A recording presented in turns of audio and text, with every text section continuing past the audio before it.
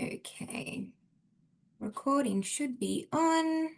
Zoom's looking a little bit different these days. All right, welcome to EDUC6009 Education and Indigenous Australian Ways of Knowing and Being, our first workshop of the next 6 weeks. If you do have any questions, I will absolutely be having discussions towards the end of the workshop.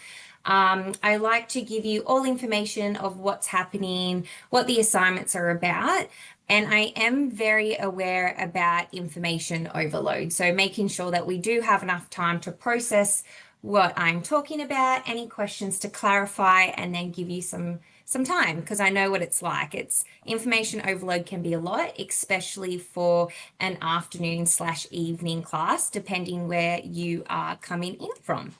So welcome. I'm just going to acknowledge that I am on the beautiful Yugambeh country today and pay my respects to elders past and present and any Aboriginal and Torres Strait Islander peoples present today. If you are on the Gold Coast, you probably understand how extremely hot it is today. It's about, I think the temps reached to about 35, 36, depending on where you are. So it is crazy up here and it looks like it's going to storm. But we just love nature, don't we? If you've got any time, it'd be amazing. You can pop into the chat where you are coming from today and get to know each other a little bit more. That'd be beautiful. I can see that Sarah said it is freezing in Melbourne. A little bit jealous because I can barely breathe with how hot it is up here. So just an introduction, you may have had me last term, but term 3 in our EDUC6031 Teaching in Diversity.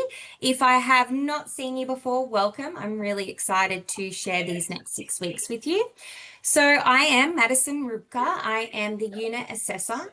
I am a proud Aranda woman, so my mob is from Alice Springs, but I was raised off country on the Central Coast. And then I've been up here on the beautiful Gold Coast for about 3 years now, and I love it. I am a passionate teacher. I love teaching. I was only saying to my colleagues today, I do miss seeing kids every day, but I do love teaching at university. I am a primary trained teacher, and then I worked with high school students. I worked with about 20 partner schools across Australia. And they were boarding school students that were Aboriginal and Torres Strait Islander students. And I assisted them getting comfortable into boarding school life. And then I also assisted the executive staff about how to embed Aboriginal perspective as well. So I'm really excited to share my passion with you guys. What I love about this unit is that we get to learn from one another as well. And I think that's so important. So we've also got so I'll be doing the workshop every week and I will be doing one online tutorial and one on campus tutorial. Then we've got the wonderful Jade Simmons. She will be doing the Monday tutorial tonight, so after this, and the Coffs Harbour, if you are coming in from Coffs Harbour. We've got the wonderful Shelley McDonald. She teaches at Griffith as well, and we are lucky enough to have her in my unit. She is doing the Tuesday online. Then we've got the wonderful Dr. Roz Sortel. She'll be doing the 2 back-to-back Friday classes on the Gold Coast campus. She's awesome. And then the wonderful Dee Taylor, who will be doing our Lismore campus. I only think there's a small cohort there, which will be also very lovely. So please make sure you do stick to the tutorials you are meant to be in. And I only say that is because we've got such a large cohort at the moment. We've got about 400 plus students enrolled into this course. So we don't like to, overwhelm the teachers who are teaching it, because if everyone's going to one specific class, it's too hard to teach. So make sure you are sticking to the classes you are enrolled in. Please do feel free to, if they are happy to give their email out to you, you're more than welcome to talk to your lecturer as well, your tutor.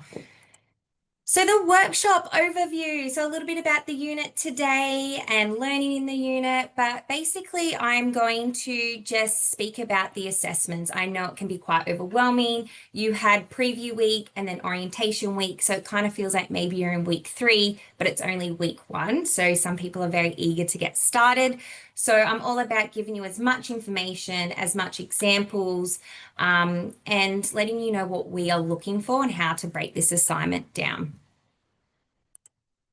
So welcome. So excited to have each and every single one of you. Please, like I said, attend the tutorial you are enrolled in. Like I said, workshops are breaking down the assignment. If you have any questions, no questions is silly at all. If you're thinking it, someone else is thinking it, and you probably hear every lecturer say that, please pop it onto the discussion board. I will monitor that. And it's also awesome because someone else can have a look and they may know the answer as well. So pop everything in the discussion board. If you've got something very personal, please reach out via email to me. And if you have any questions, just use your raise your hand function and chat, put your mic on and then share away. So the next 6 weeks, if you haven't already had a look, slowly chip away at each module as each week goes on, completing the activities that are on the modules. So this unit is all about addressing Aboriginal pedagogy and how to embed Aboriginal perspectives within your classroom. And I know that sounds very daunting and nerve-wracking, especially if you've never done it before. Totally normal. Everyone feels the same. My goal for this unit, and I always say you have to start somewhere, I always say this is the first building block. So it won't go into too much information overload because I don't want to scare anyone off, but it's all about trying to get a better understanding of yourself, better ways to embed Aboriginal perspectives in your future classroom, and connecting with one another. So what I will be talking about through the next 6 weeks, it may not work for one nation or may not be relevant to one nation or others. And I'm teaching for the respect of Aboriginal or First Nations people and culture and raising the importance of that for communities. So I'm not the only sole knowledge holder. I only speak on my own experiences as a teacher and my own identity and things that have come up for me as well. So I just want to make that very obvious for everyone because it is daunting. Indigenous or not Indigenous, it's something that, you know, we will all overcome. And I just am so passionate about it that when you do get out into your classrooms, like, okay, I feel a little bit confident to do one certain thing.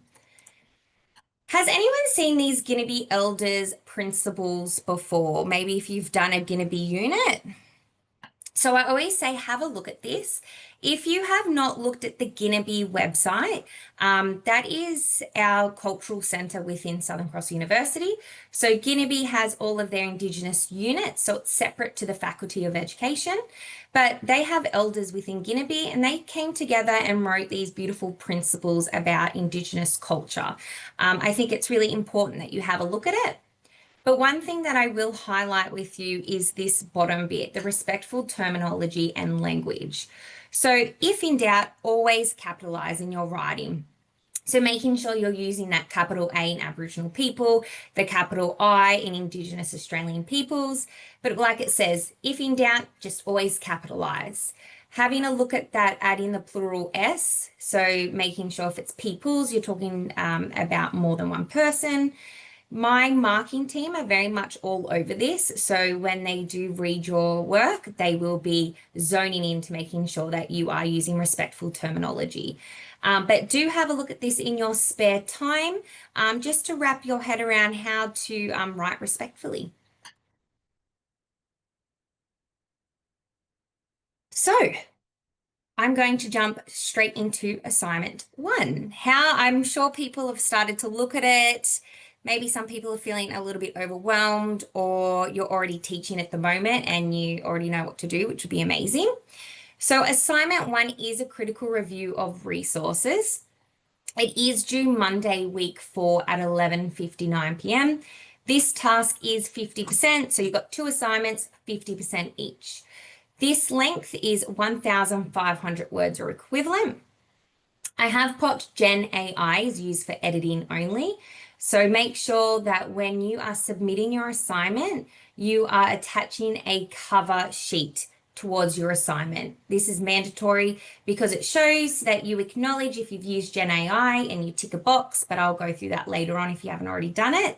But you can locate that cover sheet within the assignment folder. It will have cover sheet to use within this assessment. Task descriptions. So you are going to be looking for a range of resources designed to teach Aboriginal and Torres Strait Islander curriculum content. So you're going to look for 3 resources and then you're going to review these resources. I've given you a clear outline of how to write this, but again, I understand it can be a little bit confusing, so I'm going to provide some examples. One thing to look at is a source cannot be the 8 Ways of Learning by Tyson Yunkaporta. That's not a resource. I'm looking at a resource that you're going to use within that classroom where we're talking about a book or a website, but I'll show you more examples along the way. So your part 1, so you're going to select 3 culturally appropriate resources to use in a classroom lesson. Each of these resources you're going to break down for me. What is the description of the resource? You're going to include information about it, the format. Is it a painting, artifacts, books, websites, games? There's lots of different types of resources out there. Don't feel alone. I will be supplying lots of places to go and have a look to start for you to start thinking about. I want you to tell me an age and a stage group. So tell me the intended age or educational stage group for the resource. So there have been some questions already. If resource 1, could resource 1 be for year 5 and then resource 2 be for year 2? That's totally fine. You just need to tell me what age group you're doing it for. And your learning area, which area are you teaching in the curriculum? English, history. If you're doing high school setting, you might only be stuck to one area like mathematics. Again, if you find it way too hard, there is lots of resources out there for mathematics, but if you do find it way too hard, you're more than welcome to choose any learning area that you want. And then your justification of use. How are you going to use this resource within your teaching? You're going to give me a brief explanation about how this will be done within your class lesson. Then your part 2. You're going to critically evaluate each resource based on the guidelines and protocols of the IATSIS guide to evaluating and selecting education resources. Now, has anyone used the IATSIS guidelines before? Or seen or heard about it? Totally fine. I did pop this in here because it's going to be really, a few times Caitlin has, it's going to be really important for you as a teacher when you do go out. It's fantastic to use when you're ever in doubt about what type of resource and if it's okay. You can follow these questions and it's going to help guide you. There's lots of professional development out there at schools that also use the IATSIS guidelines, and this is developed by Indigenous peoples. So the first one, you're going to look at that educational value, assess the quality and the effectiveness of the resource for the teaching. And then number 2 is your cultural appropriateness. I want you to look at, is it being respectful for Aboriginal and Torres Strait Islander perspectives, traditions, cultural sensitivities, and I say at the bottom here, and my markers do look out for this, is it specific to the land or country you are on? So ideally, we do this assessment because I think whenever you do go out into the classroom or go onto a prac, you can kind of look at this as a lesson plan and go, hey, I can actually use this for one of my lessons or casual teaching one day. So if you're teaching on Yugambeh, it'd be amazing if you can find a Yugambeh resource and then you can speak to that. Sometimes it's really hard if you can't. Then you're going to discuss why you didn't use or why did you use another mob's resource, and you can explain that, but I'll show you more examples. So this is the IATSIS guideline for evaluating and selecting educational resources. So a lot of teachers use this. Just going to pop this up on the screen. And I'll also share it in the link for you guys if you want a little browse. I'm just going to show you the first page because then I'll break the next few pages down in a minute. But what it is looking at culturally appropriate curriculum resources. What I love about this triangle, just double checking, yeah. What I love about this triangle is it makes you think, is this resource developed by Aboriginal people? So that's what we say. Is it developed by mob? Is it developed with mob? Is it developed in that respectful partnership with Aboriginal and Torres Strait Islander peoples?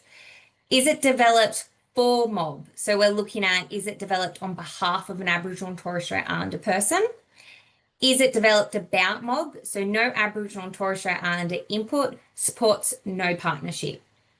And then against mob, is there any deficit or racial views? So these are things to start looking at. I even say, I'm pretty sure Yarn. So Yarn isn't an Indigenous website. However, they promote Indigenous businesses and people that cannot obviously sell products themselves. So you'd be looking at this triangle and where would they sit within there. It does make you think a lot and it's fantastic. So this is what you'll be using for your assessment to evaluate that cultural appropriateness. I always say with your assignments, please look at the rubric, look at what you're doing, look back at the rubric and see you're hitting the marks. It will surprise some people don't look at the rubric at all and they miss quite a lot of percentage. So have a look where your percentage is sitting at. So resource and selection and application is 30%. So this is where we look at, have you sourced 3 relevant sources or resources, provide a detailed description, format, age, stage, group justification. What I've popped in the HD is that diverse resource. Are you using different resources? Not all 3 resources are going to be a website. Are you using something different each time for your 3 resources? Are you using different, are you using an artifact, a resource, a website, a song, something that's different to show the diversity? 30% for cultural appropriateness. You're showing us a critical evaluation of the cultural appropriateness, demonstrating deep understanding for Aboriginal and Torres Strait Islander perspectives, traditions, and cultural sensitivities. Also make sure that you're looking at that cultural writing when you're making sure that you're using capitalization, you're not using any racist words, just things like that. Educational value, you're giving us information and the effectiveness towards teaching the intended curriculum. And then your academic writing, so that's 10%. Now, when it's talking about the intended curriculum, you can look at the Australian curriculum. If you're in New South Wales, you're more than welcome to use the New South Wales syllabus. I am a New South Wales trained teacher and I am a little bit biased and I do love the New South Wales syllabus only because I feel like it's so much easier. You're more than welcome to do that. If you're doing early years, you can use your early years framework, whatever you are comfortable in using and what area you are in. Assignment 2. So I'm going to quickly go through assignment 2 and then back to assignment 1 and then go through some examples. So assignment 2 is a portfolio of reflections. This is due Sunday, the 7th of December at 11:59. Again, 50%, so only 2 assignments. Please make sure, again, you're using your cover sheet for the Gen AI because it also protects you as a student, but we'll go into that in more detail. So your reflective portfolio aims to deepen your understanding of Aboriginal and Torres Strait Islander histories, cultures, and languages.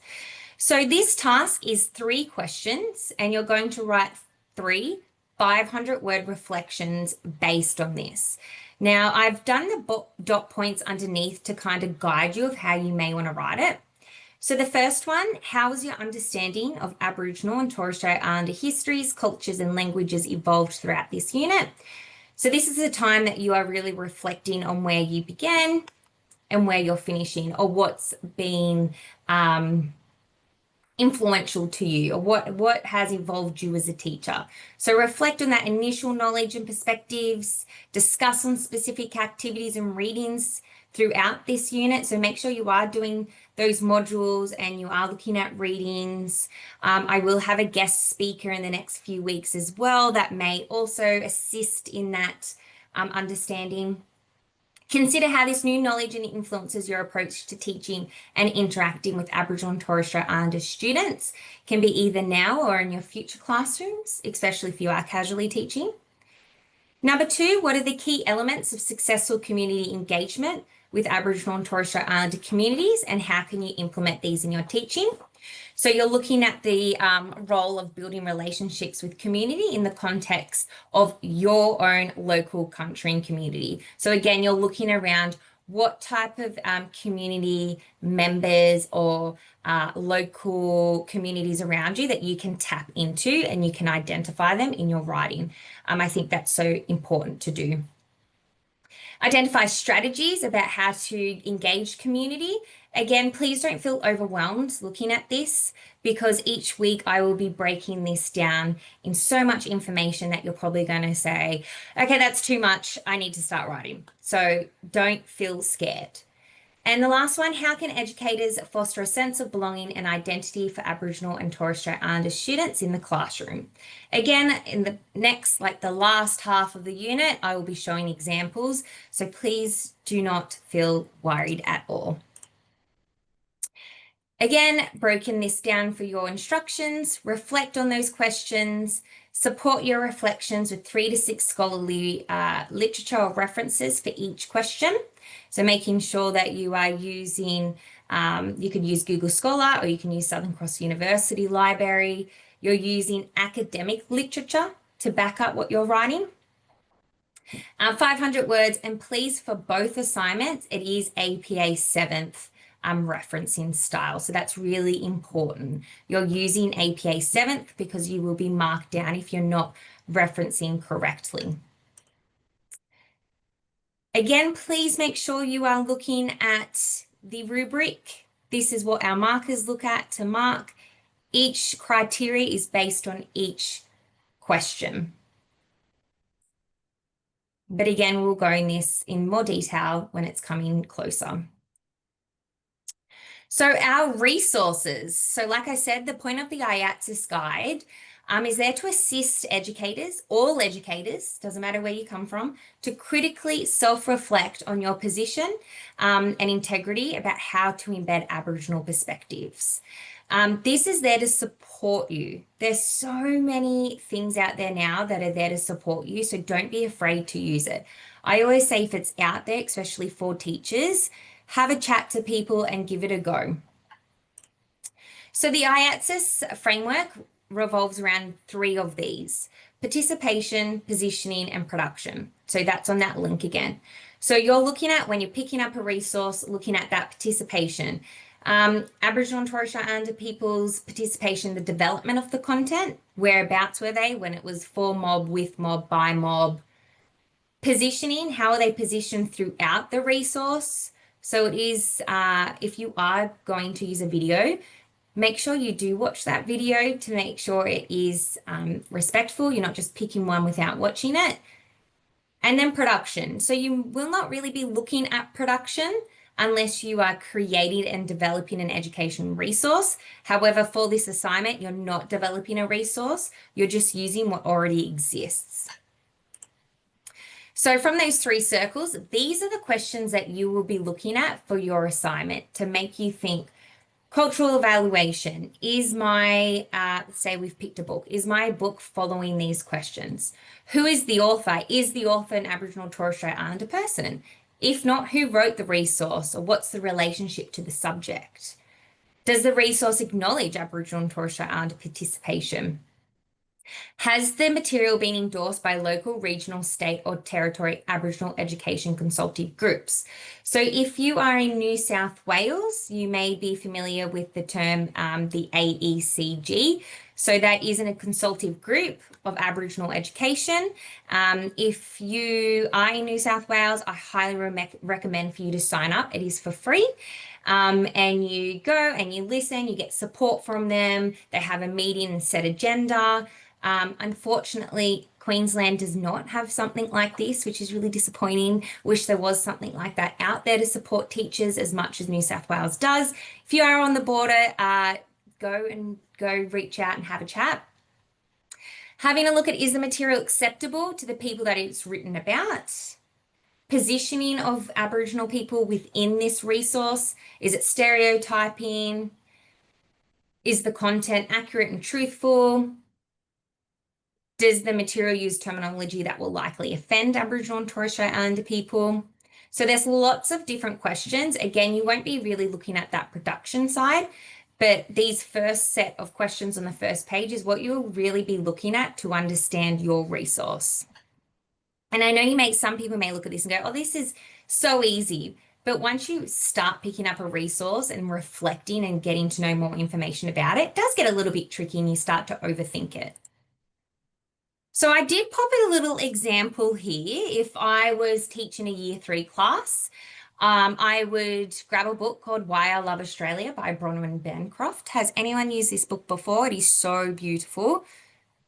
Gorgeous images. And I always say, if you are in my EDUC6031 class, picture books are not just for primary school. You can use them in high school as well, and you can create fantastic lessons around pictures. So if I picked up this book to teach, these are the type of activities that I could be doing with this book. So choose one of the landscapes in Why I Love Australia and paint your own picture. Look at some books in the library and find some photographs of the sort of animals that live in your landscape. Can you find out the sort of plants might grow in your landscape? In small groups, talk about a family holiday somewhere in Australia. Look at the illustration for the city. Why do you think Bronwyn uses modern city lights? So everything that these activities are doing, you're relating it back to the student and the student's world. Always come back to that first standard. Know your students and how they learn. If you're relating to their real world life, that is very authentic. On the side here, I've done the Australian curriculum and what outcomes they are hitting. So if you want to use Australian curriculum, go for it. New South Wales, go for it wherever you are or wherever you feel more comfortable with. So the IATSIS guide, as I said, is a great critical self-reflection tool. It really makes you reflect as a teacher, and I always say, and you'll probably get sick of it, but as teachers, we are lifelong learners. We don't know everything and we continue to learn. That's what makes us the best teachers, is stopping and reflecting on ourselves. So always reflecting on those life experiences, social media influences. How does your own history and biases influence how I approach the curriculum?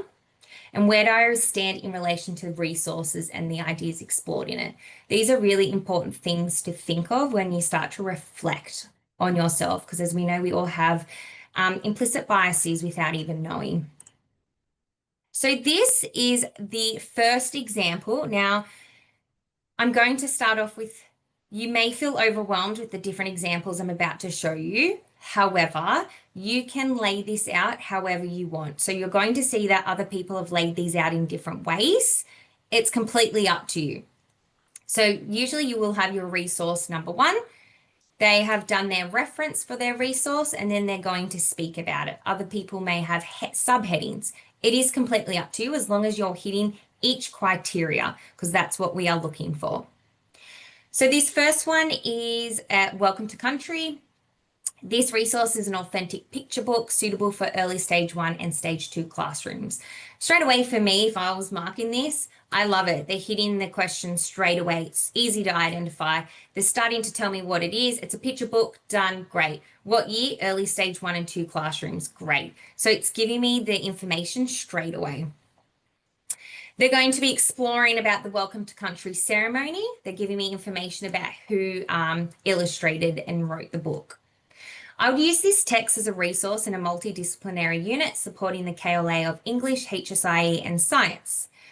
Investigating the traditional cultural practices of land management, land features and sustainability, this resource supports the general capabilities of literacy and intercultural and ethic understanding. To me, that's fantastic, KLAs of English, HSIE and Science. However, I would like just one specific KLA and you're going to give me more information around that. They're already giving me the cultural appropriateness of this text. Where is the people from? Wurundjeri. It is really important that you are finding out where, if it's the author or the maker, where their mob is from or who or where they come from. That's really important. As outlined in the access evaluation document and further to the direct evaluation of this text, reflecting and evaluating our cultural background, heritage, and beliefs as teachers may help us understand our own biases.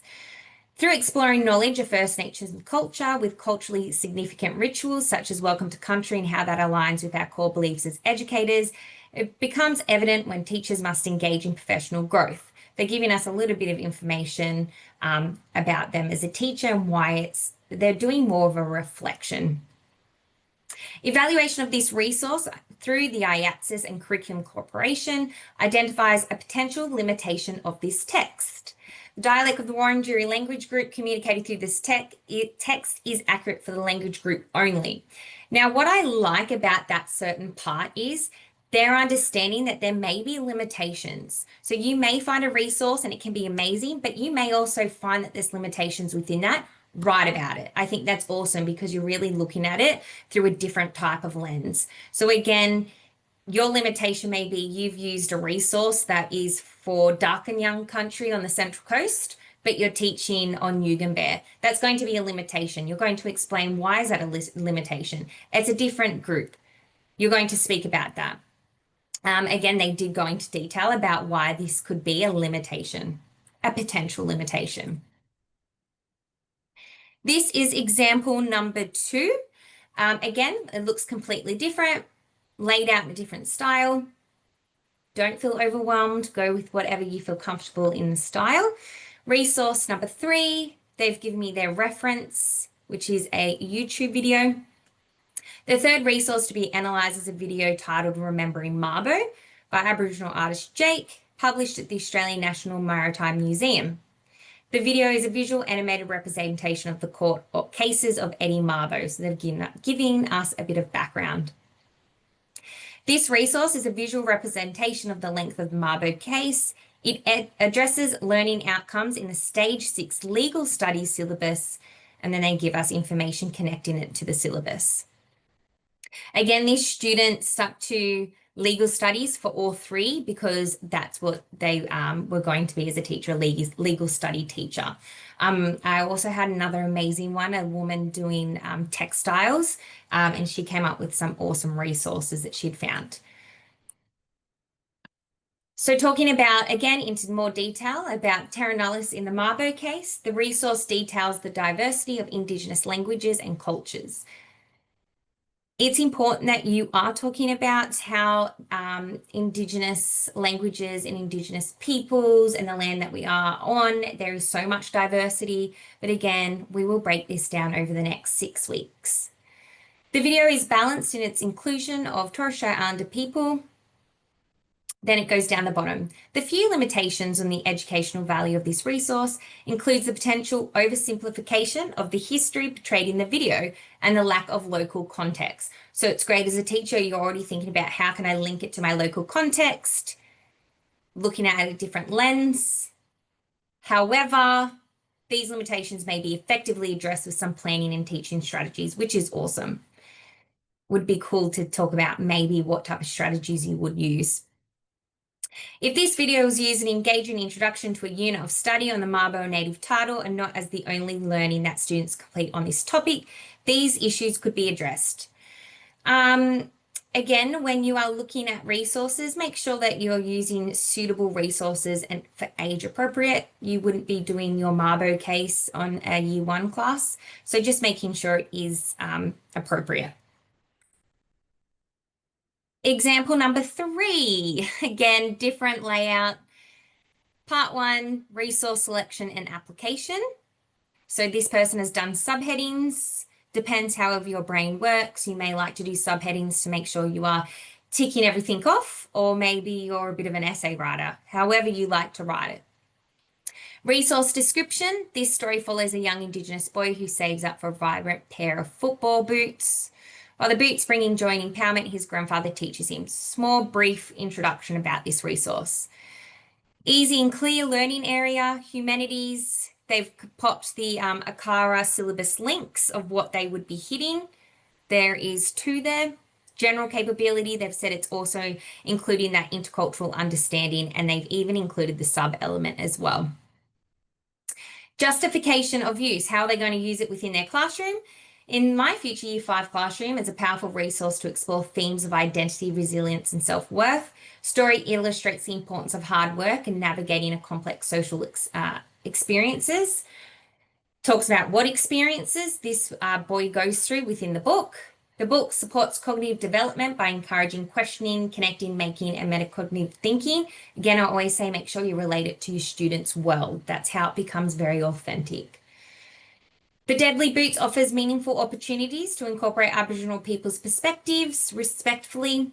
Through Storybox Hub, students can engage read aloud sessions, so they're giving us some further information of how they're going to use this resource in the classroom. I would also ensure cultural sensitivity by providing warning about the content that may feature images or videos of Indigenous people who have passed away. Then they've broken it down into two parts, the educational value and then the cultural appropriateness as well. So they go through talking about the educational values, what's it offering primary teachers, practical classroom ideas, discussions and prompts, extension activities. These specific activities offer age-appropriate opportunities for reflection. It's aligned with the curriculum. Then they go into the cultural appropriateness. What I love about this too is they speak about the two people. One person is not Indigenous and one person is. They go into a bit of detail. While not Indigenous, Hustler developed a strong passion for working with remote Aboriginal communities.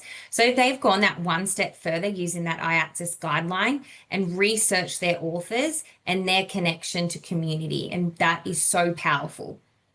That's what's authentic, being a teacher and using those resources, because you know and understand who are making these resources. Great for conversations as well with students. My Deadly Boots offers a respectful portrayal of Indigenous identity. The collaboration between an Indigenous author and educator ensures the story is both culturally grounded and accessible. Again, and lots of referencing throughout as well, which is really important. If you're saying something, make sure you are backing this up with information. You didn't just make this up on the spot. And then lastly, my fourth example, hopefully I haven't done information overload. I'm very aware. This one is a multimedia, again, different layout. This person decided to do a screenshot of the video. If you are using a video or website, please make sure you're linking it so our markers can go and have a look at it as well. So they go into detail about what the video is about. They talk about the narrative of the video. I love that they've actually even said due to the mature and sensitive nature of the historical and contemporary content discussed, this resource is appropriate for the Year 10 English.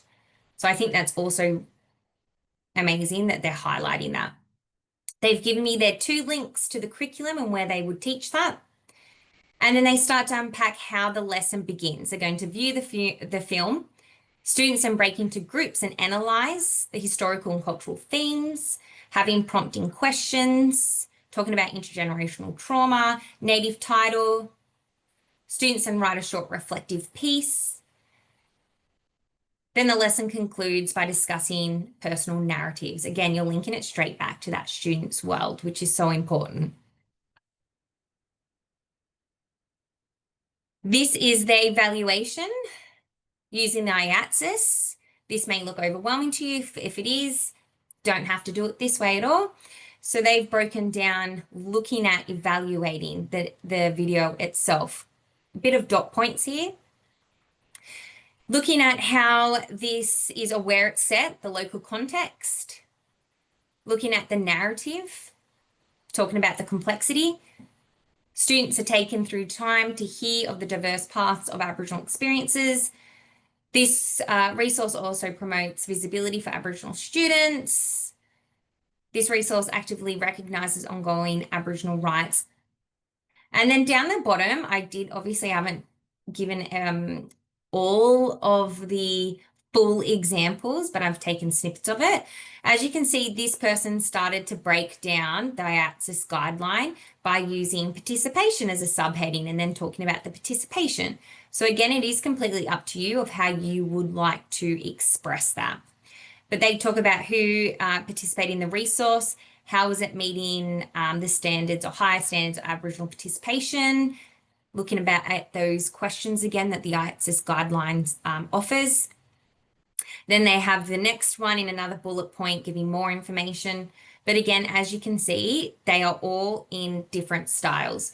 Don't feel overwhelmed. Whatever you feel more inclined to do, please. Okay, question time. I went for 40 minutes just throwing all this information at you. Again, I understand if you're trying to process it, but any questions, please go ahead. Again, I'm just stating this is a safe space. So no question is a silly question at all. And I understand it is nerve-wracking. But please always say, give it a go. You don't know unless you ask. It's the same when you're out teaching. Try. It doesn't hurt. And I'm so passionate about making teachers feel passionate about trying. So any questions? And then I'll have a look at the chat. Questions, Madison, in the chat. Perfect. Okay, let's go through the chat.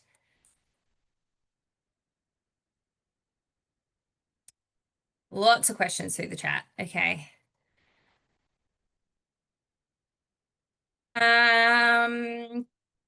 Kirsty, you could, if you want to do like a web page to support an artifact. So sometimes there are some artifacts out there that also have a link in website. Or you would have that artifact and link that resource. And then in your lesson plan or when you're explaining what you're doing that lesson, you may say that you would use the website link to that as well. Sometimes there's a resource that goes hand in hand. Where are we up to? Does that mean we can't use the textbooks that schools use considering they're not written by Aboriginal and Torres Strait Islander peoples? Textbooks in what way? Do you mean like the textbooks, like the syllabus textbooks? The textbooks that are written for syllabus, like the Jacaranda Core Science textbook for stages 4 and 5.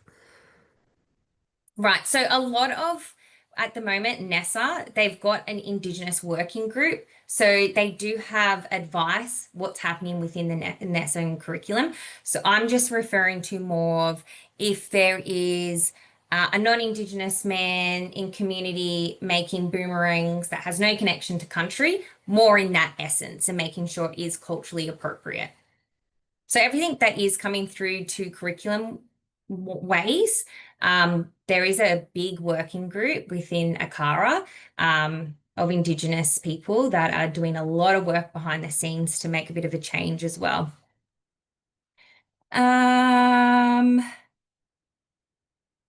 Two resources that are currently embedded in the service where I work. Could I use the school's reference to support the description? So if you have already, or you've done a lesson already and you've done a prac or you're casually teaching, you're more than welcome to absolutely put that in there. I think that's great. You can kind of back up of why it worked really well. When you mean reference the school, I wouldn't reference the school. Make sure you're just referencing the resource. And then maybe look for scholarly literature to back up why it's working. But I'm more than happy to have a further conversation in the next 2 weeks, explaining some more things. Can you select resources for different stages? Yes, you can. So 3 different resources can be for 3 different stages, completely up to you. Considering if you are going to be teaching, say, primary, KE or prep or kindy to year 6, high school, it's whatever you're feeling comfortable with when you do go out and teach. Oh, sorry guys, thanks for people jumping in the chat. You can include a table of contents if you would like, the same as some people in the past have included some resources that they've referred to in an appendix. Again, you don't have to do that. You're not going to be marked extra for it. But if you think it's going to help visually with what you're explaining, you're more than welcome to. The cover sheet, there will be an example. It is attached on the Blackboard. I will pop that up at the very end. Use that cover sheet, but I can explain that in our tutorial if you would like. Great question, Selena, about finding relevant resources. You're going to learn how to do that in our tutorials. We're going to show you all the information about where to find resources. You're not going to be alone. We're here to help you, so you'll learn how to do that. I always say go out if you're new into that community, or go to the library if you've got any connections, have a chat. But we will be showing you how to find relevant resources, so you won't be doing this alone.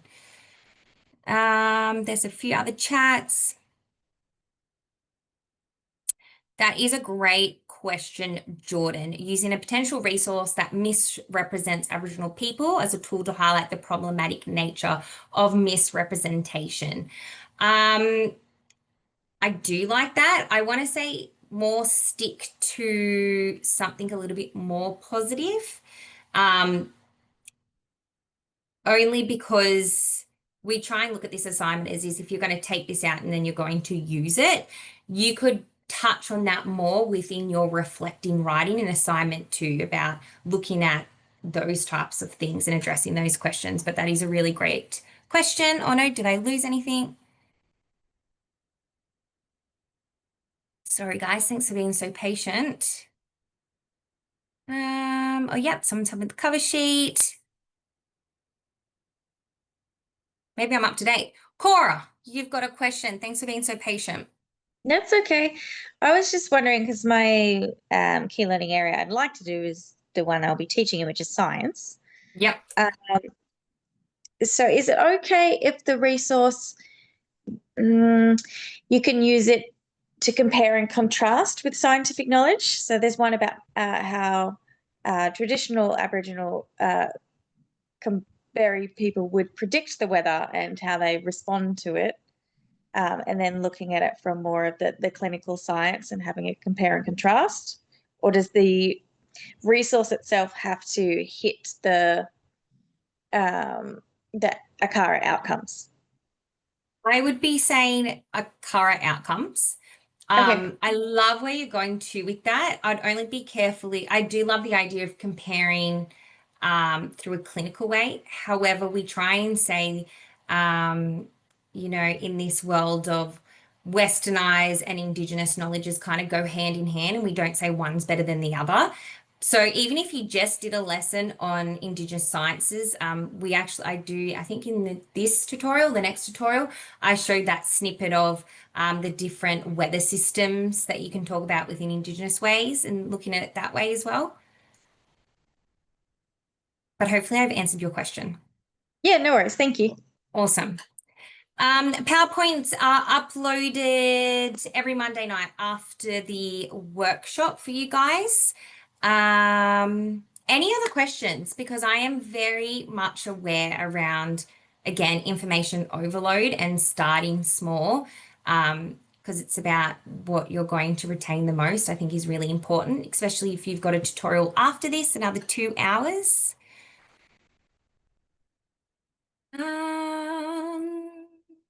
Just looking, anything else I have missed? Any other questions? But please do not feel scared. We're going to break this down. We're going to work through it together. I'm really excited about it. I'm very passionate about it.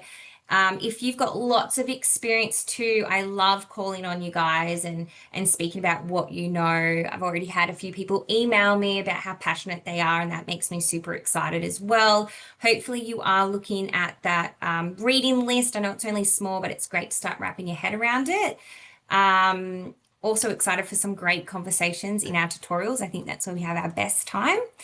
The tutorial slides will be available on Monday night. I will talk to my team to see if they're comfortable yet going out before it starts, just to make sure that they don't add or change, because there is a few of us teaching from the same slides.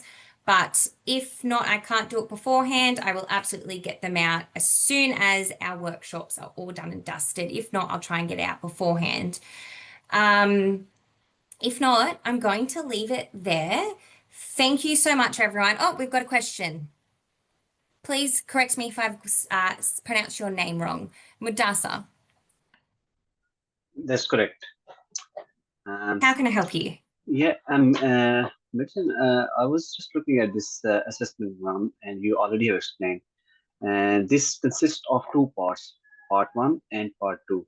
So my question is, are these both parts, they have the equivalent, equal weightage overall of the assessment, or first one is the 30% or 40%, and third, the second one is 60% or 50%? No, so assignment 1 is definitely broken down into 2 parts, but it is only worth 50%. So I've done it in 2 parts just to help break down how to write the assignment. So assignment 1's 50%, assignment 2's 50%. And then when you're looking at your rubric, you're just looking at what criteria is given and how much percentage of marks. So that resource is 30%, talking about cultural appropriateness is 30%, educational values 30%, and your academic writing is 10%. Right. Okay. So I can get right through the rubrics, and just one little more question. Just on the first page of this assignment, it says the length of the words 1500s or equivalent. So can you just clarify what's meaning by the Equivalent. So Yeah, we thank you. say the time that you take for looking into doing your resources is equivalent to your 1,500 words. So you are looking at 3 resources, dividing that into 1,500 words. Again, 10% under, 10% over. I'm not going to be a real stickler and making sure you're 1,500 words on the dot, but you are equivalent. The amount of time you're putting into that is equivalent to that 1,500 words. But do try and aim for breaking that down into your 3 resources. 10% over, 10% under.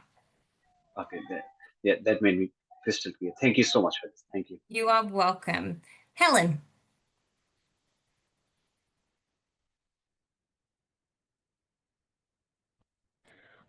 Hi, just quickly. Sorry, I was trying to can you hear me, the audio? Madison, tell Yes, I can hear you. Sorry, I think 2 people went sorry. at I once. just want to inform you, I'm going to be overseas by Wednesday. So I'll be doing this whole unit from Europe. So, and I know that just to tell you that on the Mondays, I'll be from some other country, I'll be checking in, okay? Perfect. Thank you. Everything will be recorded too. So if you do So, miss anything, it is definitely there yeah. recorded. If I miss one, okay. So that's good. All right, thank you. Just to inform you. No, thank you. Thanks so much, Helen. Matthew. I noticed in Unit 1 on Activity 1.1, the link to the New South Wales ODE Acknowledgement of and Welcome to Country link, that is broken. It takes you to a page missing 404. Perfect. Thank you for letting me know. I'll get onto that ASAP. Yeah, Thank that you. happened. Appreciate that. Thank you. Any other questions? Yeah, I Again, just have one. yes. Oh, sorry. Good Didn't mean to- question. No, I'm that's just okay. with your resources, like, you know how I think in the criteria there it said like, oh, you want them to be varied a bit, but say like we're getting them most of them online, and like say they're all from a website. Is that okay? Like they can all be from different websites? That's a really good question. But then, So yeah, like there might be books on one website and then like a video on one, but then you're referencing the website, like it's all sort of from that. Yep. So what I would say, so again, and it's a really great question because in term 1, some people thought you had to buy the resources. So when I mean different resources, when you are going to be searching for some and say you're looking at a talking stick or a book, but you're looking on that online, I would say reference that as if you have that hard copy book. For your, say, if you're getting an artifact of a website, you would reference that website. But we know as markers that you're using that different type of resources because one's a physical, a book, music, but that's okay if you've referenced a website to buy, say, hypothetically buying that talking stick. But yeah, great question. Thank you for that. Kirsty. Hi, Madison. Question in regards to the reading materials. The there's a book about the learning and teaching in Aboriginal and Torres Strait Islander education, and it has your references being 4th edition. Is there much difference between 2nd and 3rd edition to the 4th edition? Because I know you can get hard copies of the 2nd, but not 4th. I have not looked at I don't think there's much difference because I tried to get this linked from the library. So in the library, they've got, I think it is the 2nd edition. Yeah.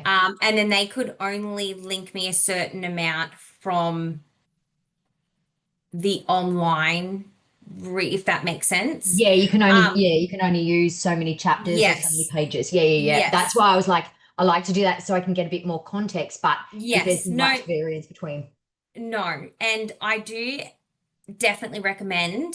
I wish I really did want to connect the whole book, but if anyone does have time, I know there's only a few copies at the library at university, but if you can go out and get a copy and have a look at that full book, I definitely do recommend that because it will help a lot with your assignment. There's some fantastic information throughout that. Okay. Thank you. You're welcome. Caitlin. Hi. It's just a quick question, kind of a nothing question. My 2 subjects are English and Aboriginal studies, and after the last placement I did where I taught Aboriginal studies, it's become like my passion baby. I love it so much. I would love to do it for this assignment. However, I'm worried that if I chose Aboriginal studies as my lesson context, it's kind of a cop-out because it's already such an easy way to do it because that's the whole purpose of the subject. So my question, I suppose, is from like a learning and marking perspective, is English the better choice because of that? That makes sense. Yes, it does. I would say not just English, but doing a different KLA because it really makes you critically think about how to embed it within your class in a different way. Yeah. Yeah. Okay. I had that thought. Thank you. You're welcome. Kirsty. Sorry, I forgot to lower my hand. No worries at all. Mm. Alrighty, if you guys do have any question, and if you do feel scared or nervous or you think it's a silly question, please do email me. I'm here to help. Hold your hand. We're going to support one another, and it's going to be such a great 6 weeks. Excited to have the next 6 weeks with you guys. Please reach out if you have any questions. Enjoy the next tutorial. There's one more question in yes. the chat. Sorry. Oh, have From a Elena. look. An incursion at a school. Okay, great question. And that's something I do bring up in the tutorial. Ideally, not having a visitor come in as your resource because I want to see you as the teacher embedding it. It's great to, if you're embedding something and then later on a follow-up lesson, you have an Indigenous or an elder come in and speak, but ideally it's how you're doing it within your classroom. If you want to embed an excursion, a few people have actually done a lesson around what they would be doing beforehand, teaching about it. And at the end of their writing, they said they would go and visit this certain site or this certain place because it reflects or expands on the learning that they have already done. Well, have a fabulous evening, everyone, and I will see you at my tutorial. If not, I will see you next week. Have a wonderful evening. Thanks so much, guys.